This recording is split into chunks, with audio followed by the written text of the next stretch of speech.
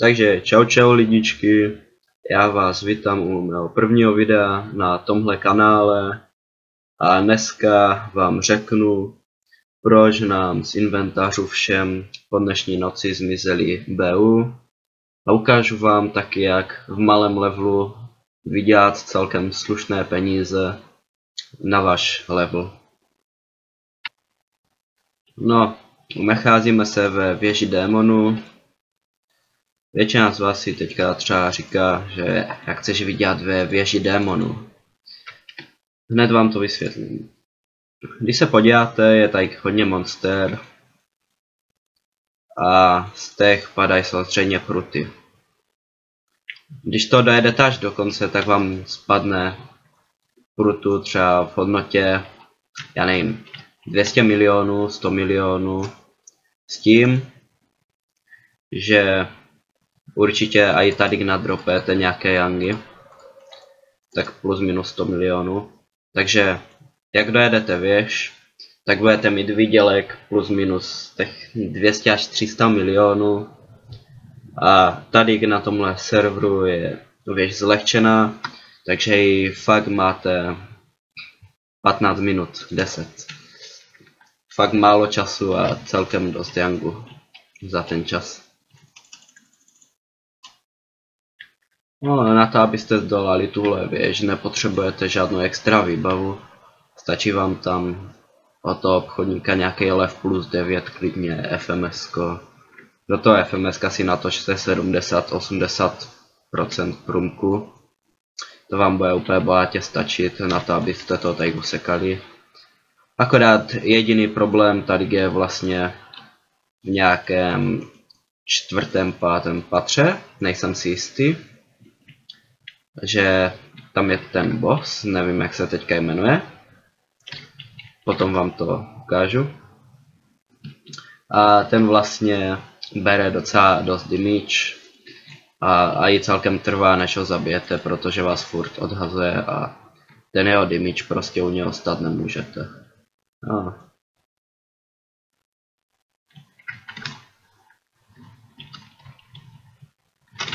Teď je taky ten boss, akorát je trošku lehčí, ten je dole hned. Mám vlastně jakoby novou zbraň od té doby, co jsem měl naposledy tuhle věž. Takže doufám, že to bude poznat, že je to poznání lehčí.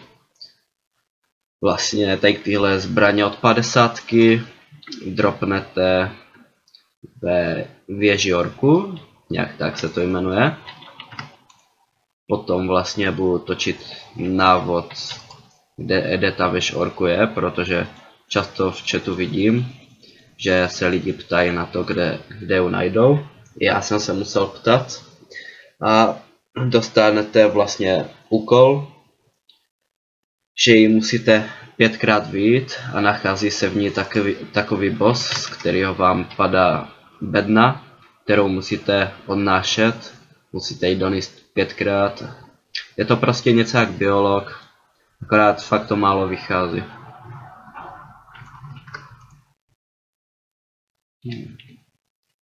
Zapomněl jsem si přivolat mojeho peta.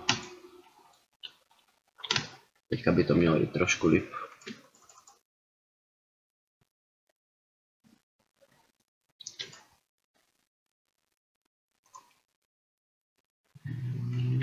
Kdybych vám měl takhle poradit, tak na začátku si ukovejte,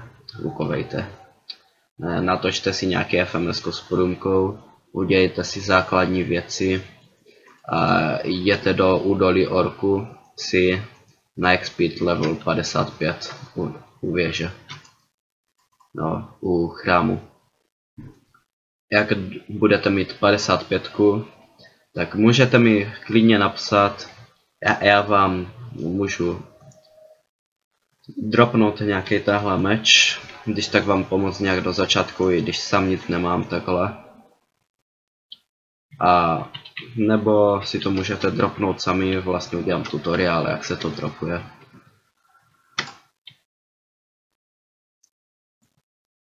No, abych ten mety neničil dlouho, tak to zatím stopnu. A uvidíme se, až budu v dalším patře.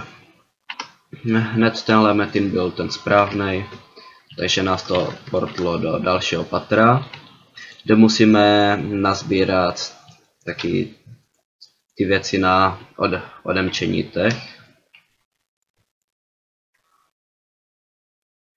pečeti.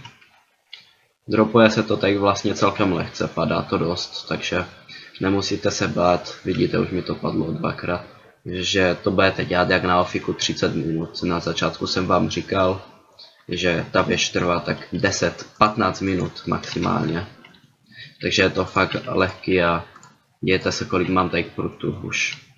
A vydělaných mám asi 100 milionů. Jednou jsem nahnal, odemčený všechny. Ne, ještě jedna zbývá, aha. Tak nic, no. Tak ještě jednou na ženu. Určitě v té věži vám doporučuji zabít úplně všechny monstra všude. Fakt se to hodí, jsou z toho ty jangy fakt dobrý, slušný výdělek na ten začátek. A vlastně z tohoto serveru bych chtěl natočit jakoby, když to tak řeknu, celou moji cestu, jak se dostanu na maximální level, protože tenhle metin mě fakt baví, zaujal mě. Je to prostě pecka server, je to celkem nový. Takže určitě vám doporučuji hrát tenhle metin.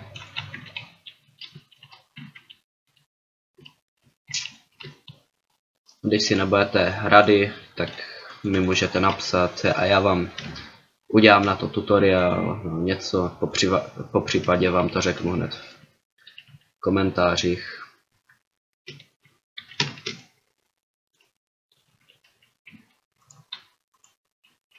Tak, odemkli jsme poslední pečeť, já si ještě naženu teda. A vlastně, abych se vyjádřil k tomu, proč dneska 12.7. přes noc nám všem zmizeli BU, to je vlastně platidlo v takým shopu ve městě, kde si můžete kupovat pety a taky pičovinky, strašně dobrý to je. Dá se to sehnat celkem lehce, třeba z téhle beden padají kupony na 100 BU, mi padly už 2 včera. Padly mi 2 a přes noc odem dali ty BU, jakoby. Abych vám řekl, proč nám všem zmizeli, protože strašně moc lidí se na to tady v chatu ptá. A nechce se mi na to furt odpovídat, tak vlastně tady na tom serveru byla nějaká chyba a oni ten server jakoby nerestartovali, ale nevím, co si s tím dělali a kvůli tomu nám všem odebrali vlastně BU. Takže tak no, s tím už nic neděláme, někdo mohl přijít o 100, někdo tak o 2000, ale GMK nám to vynahradili, takže každému na účet přidali v item shopu 89 mincí, za který jsem si koupil tak tohle super peta 3000 ZB, 20 příšery, šance na absorbaci ZB 5%, hodnota útoku 100, strašně dobrý pet z toho item shopu. Akorát škoda, že jsem neměl takhle víc účtů, protože vemte si, že někdo má třeba 10 účtů a vy máte jeden, vy budete mít 89 BU toho, no, ne, 89 mincí v item shopu a někdo z toho má 900 a vytěžil z toho daleko víc než vy. Vlastně samotného mě to mrzí, že jsem si neudělal aspoň buffa. Mohl bych si koupit ještě něco, nebo toho peta prodat ho, i když ho má teďka úplně každý skoro. A mohl bych mít trošku víc zarobený. Miliarda, tak není nic, za to si koupíte 2 duový kameny a máte to v prdeli. No, otevřem si ty tajemné bedny, co mi popadaly. Uvidíme, jestli mi padne něco zajímavého. No, čekal jsem nějaký kupon aspoň na BU, ale nic nám nepadlo, tak škoda. Otevřem si tady ty pruty všechny a vidíte, že